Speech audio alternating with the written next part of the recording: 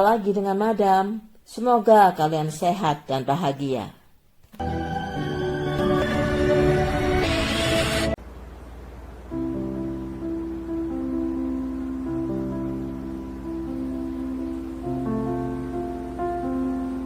Pada hari Minggu 14 Desember 1969, Diane Maxwell sampai di tempat parkiran dan berjalan menuju gedung Southwest Bell, kantornya. Saat itu dia mendapat shift jam 1 siang. Setengah jam kemudian seorang tunawisma bernama Willie Bell melihat seorang laki-laki tergesa-gesa keluar dari gudang yang tidak terpakai di parkiran itu. Willie pun langsung menuju ke gudang, siapa tahu ada makanan sisa yang ditinggalkan. Setelah dibuka pintunya, betapa kagetnya. Dia melihat seorang wanita dengan tangan terikat di belakang, mulut dibekap. Cairan merah keluar dari bagian perutnya. Busana bagian bawahnya terlepas. Nampaknya ada orang yang telah melakukan pelecehan terhadapnya, kemudian melukainya. Dengan menggunakan bahasa isyarat, wanita itu minta Willie untuk menolongnya. Namun Willie bingung. Jika dia berlari ke telepon umum, polisi tidak percaya kepadanya karena dia hanya tunawisma. Maka dia berlari menuju kantor polisi terdekat dan memberitahu apa yang dilihatnya. Polisi pun meluncur ke TKP. Tragisnya ketika polisi sampai, wanita itu menghembuskan nafas terakhir dan wanita malang itu adalah Diane Maxwell. Diane adalah seorang wanita berusia 25 tahun, single parent dengan anak yang berusia 4 tahun. Keluarganya tentu benar-benar syok dan tidak percaya hal seperti itu terjadi pada Diane yang sangat mereka cintai. Tidak ada bukti di TKP kecuali selimut kumuh. Dompet Diane kosong, berarti pelaku mengambil uangnya, dan mobil Diane yang baru dibeli, Mustang warna merah, raib. 9 jam kemudian, mobilnya ditemukan kira-kira 10 km dari TKP dalam keadaan terkunci dan kuncinya tidak ada. Satu-satunya saksi dalam peristiwa tragis itu hanya seorang tunawisma bernama Willie Bell. Dia mengatakan pelaku yang keluar dari gudang itu seorang berkulit hitam. Hasil otopsi menunjukkan bahwa Diane mengalami tindak pelecehan dan 1 luka tajam, tapi di daerah yang sangat fatal di bagian perut, yang menunjukkan bahwa pelaku tampaknya seorang paramedis. Apa yang terjadi pada Diane membuat syok masyarakat, terutama teman kerjanya. Kejahatan yang luar biasa keji pada masa itu. Setelah kejadian itu, 25 orang wanita yang bekerja di perusahaan Diane mengundurkan diri. Dan para wanita yang bertahan pun membekali diri dengan alat untuk mempertahankan diri sebagai pelindung. Beruntung di dalam mobil ditemukan 2 bagian sidik jari dan 1 bagian telapak tangan. Setelah dicek ternyata bukan sidik jari Willie Bell, sehingga dia tereliminasi sebagai tersangka. Tahun 1969, sebelum komputer dipakai untuk melacak sidik jari, polisi melacak sidik jari secara manual. Dengan membandingkan satu persatu sidik jari yang ada di database kepolisian dengan sidik jari tersangka, tentu diperlukan waktu yang sangat lama karena ada ribuan sidik jari. Dalam kasus Diane, untuk mencari pelaku dengan mencocokkan sidik jari pada semua pria berkulit hitam di Houston secara manual tentu tidak mungkin. Maka pencocokan sidik jari hanya dilakukan kepada narapidana berkulit hitam yang baru tertangkap. Namun sayang, hasilnya nihil. Karena lukanya sangat presisi di tempat yang fatal, polisi juga mencocokkan sidik jari pelaku dengan sidik jari tenaga paramedis di seluruh kota Houston. Namun sayang sekali hasilnya juga nihil. Tidak didapat petunjuk apapun. Polisi berkesimpulan perbuatan pelaku adalah aksi yang dilakukan secara acak. Polisi Houston nampaknya sudah menyerah sehingga kasus Diane menjadi kasus dingin atau cold case selama 17 tahun. Namun ayah Diane tidak pernah kehilangan harapan bahwa pelaku suatu saat akan tertangkap. Maka dia bicara kepada satu-satunya anak laki-lakinya, David Maxwell Jr. Nak, aku ingin pelakunya ditangkap. Karena itu aku ingin kamu bekerja sebagai polisi untuk menyelidiki kasus kakakmu itu. David juga ingat pesan Diane kira-kira sebulan sebelum meninggal.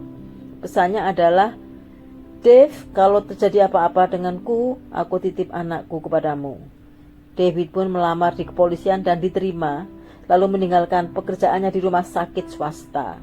Sebagai anggota polisi baru dalam usia 37 tahun dan ditempatkan sebagai 140 polisi yang dianggap memiliki kemampuan bagus.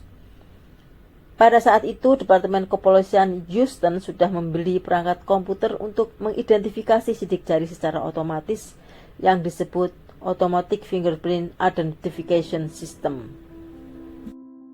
Alat tersebut bisa melacak sidik jari pelaku hanya dengan menginput sidik jarinya ke database yang berisi sidik jari semua narapidana yang ada di Kepolisian Houston.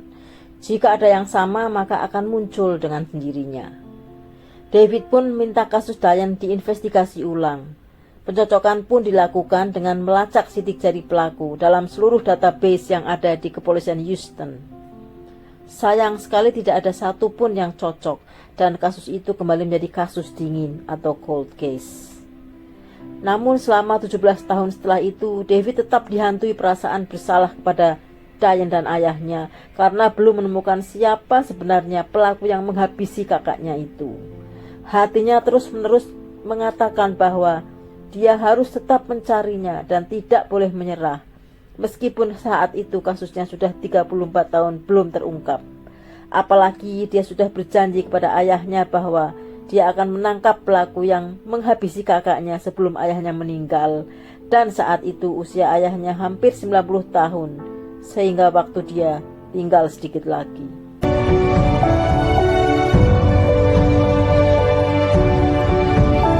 Ayahnya mengatakan bahwa selama ini yang dipikirkan hanyalah Diane, siapa sebetulnya pelakunya. Dengan setengah putus asa, David menemui seorang polisi sahabatnya yang bernama Jim Ramsey. Meskipun sudah lama bersahabat akrab, David tidak pernah sekalipun bercerita kepada Ramsey tentang kasus yang terjadi pada kakak perempuannya itu. Maka ketika diberitahu, Ramsey sangat syok dan terkejut dan berjanji akan membantu sampai pelakunya tertangkap. Prioritas utama Ramsey adalah menginvestigasi pakaian Diane untuk dicek DNA-nya. Semua barang bukti kasus di Kepolisian Houston pada 1969 satu persatu dibuka. Tapi sayang sekali tidak ditemukan pakaian Diane. Menurut informasi, petugas sudah dibuang karena sudah sangat lama. Mereka berdua tentu sangat kecewa. Langkah selanjutnya, Ramsey menemui satu-satunya saksi saat itu, Willie Bell. Setelah dilacak, ternyata dia sudah pindah ke California. Mereka pun segera terbang ke California. Sayang sekali ketika sampai rumahnya, Willie Bell sudah meninggal tahun 1980-an. Untuk dua kalinya mereka kecewa. Satu-satunya harapan adalah bukti foto-foto saat itu. Kemudian mereka melacak dokumen yang menyimpan foto-foto. Sayang sekali baik foto maupun filmnya tidak ada, sudah hilang. Tentu saja mereka sangat kecewa. Menurut informasi, foto-foto itu dijual ke majalah Master Detective pada tahun 1971. Majalah ternama di Inggris pada saat itu. Maka mereka berdua mendatangi kantor majalah Master Detective. Hasilnya juga membuat mereka patah semangat. Baik foto maupun film negatifnya sudah tidak ada. Mereka hanya punya majalah Master Detective yang memuat kasus tersebut, dan itu hanya tinggal satu saja. Untuk kesekian kalinya mereka kecewa karena tidak ada petunjuk apapun yang bisa didapat dari artikel yang ada di majalah tersebut. Bahkan Ramsey dan David tambah kecewa ketika mereka mengetahui bahwa dokumen yang berisi sidik jari pelaku juga tidak ada di file Kepolisian Houston. Mereka benar-benar putus asa. Padahal 17 tahun sebelumnya ketika David menginvestigasi ulang kasus tersebut masih ada. Dengan hilangnya semua bukti, dengan sedih David memberitahu ayahnya bahwa semua bukti hilang dan kasus Diane mungkin tidak akan bisa dipecahkan. Pakaian Diane, foto TKP, sidik jari pelaku sudah hilang. Satu-satunya saksi Willie Bell sudah meninggal. David hanya bisa berdoa semoga ada keajaiban, yaitu bahwa dokumen itu terselip di antara ribuan dokumen yang ada di Kepolisian Houston. Maka Ramsey dan David minta izin kepada kepala polisi untuk melacak dokumen yang berisi sidik jari tersebut satu persatu, dan kepala polisi mengizinkan. Dengan bantuan Debbie, mereka dengan telaten mencari satu persatu di antara puluhan ribu dokumen. Setelah 1 bulan, akhirnya kerja keras mereka membuahkan hasil. Dokumen itu ditemukan, ternyata seseorang menaruh di tempat yang salah. Walaupun semua bukti sudah hilang, tapi masih ada satu bukti penting yang ditemukan di dokumen tersebut, yaitu sidik jari pelaku. Saat itu tahun 2003, sistem identifikasi sidik jari yang canggih sudah dimiliki kepolisian Houston. Maka sidik jari pelaku pun dicek untuk dicocokkan dengan ribuan sidik jari narapidana yang ada di database kepolisian Houston. Sayang sekali hasilnya nihil. Kemudian Ramsey minta sidik jari pelaku dicek di database nasional yang ada di FBI. Hasilnya ada 20 sidik jari yang mirip dengan sidik jari pelaku. Dari 20 itu diteliti secara visual, ternyata ada satu yang sama persis. Tidak bisa dibayangkan betapa gembiranya Ramsey dan David. Sidik jari itu ternyata milik James Ray Davis, 58 tahun, seorang yang memang berprofesi sebagai pelanggar hukum, dari menjarah harta orang, melakukan pelecehan, penculikan, kekerasan, dan lain-lain, juga sudah bolak-balik keluar masuk penjara. Pada saat dia melakukan aksinya kepada Diane, usianya 24 tahun, dan baru 5 hari dibebaskan dengan kasus melakukan pelecehan kepada remaja.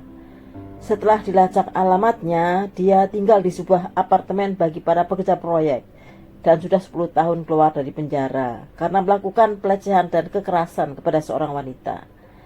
Tanpa membuang waktu, Ramsey dan David meluncur. Begitu sampai di apartemen James, Ray mengetuk pintu. Begitu James keluar, Ray langsung menunjukkan mobil Mustang warna merah. James mengatakan tidak tahu menahu soal mobil itu.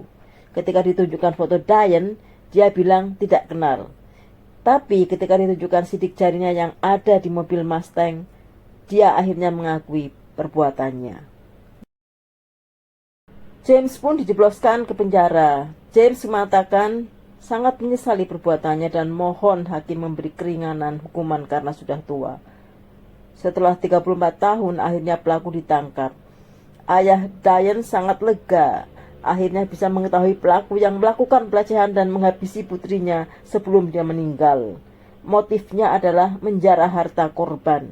Mengetahui tempat parkiran sepi, James menunggu mangsa di sana. Kebetulan yang datang Diane. Begitu Diane turun dari mobil, James membekapnya dan menyeretnya ke gudang, lalu melakukan pelecehan dan menghabisinya. Kemudian mengambil uang yang ada di dompet korban, lalu membawa kabur mobil korban. Atas perbuatannya, dia dihukum penjara seumur hidup. James meninggal di penjara pada tahun 2008. Sekian dulu guys, semoga kita bisa mengambil hikmah dari cerita ini. Dan terima kasih sudah menyaksikan.